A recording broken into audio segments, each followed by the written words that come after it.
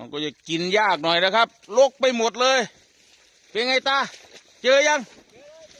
เจ้าถิ่นเหรอไหน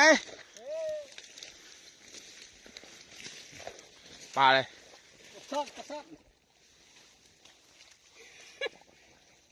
โอ้เอาตาจับเลยตามันจะจับอยู่อย่าให้จับไปได้ไหมเอาเดี๋ยวผมจับเองอะใจเย็นลูกใจเย็นฮึบอุ้ยนั่นนี่ว่าพูดหอดพูดแล้วพูดแล้วเสียจัดบาทไม่เห็นเลยเสียจัดเมื่อกี้พลาดเจออีกแล้ว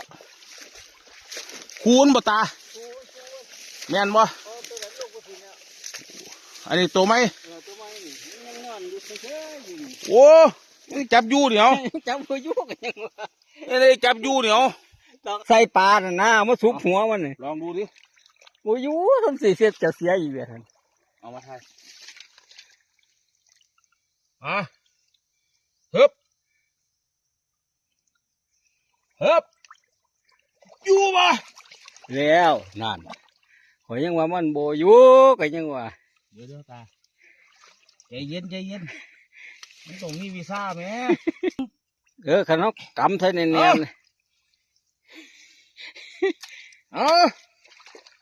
ียบร้อยเลย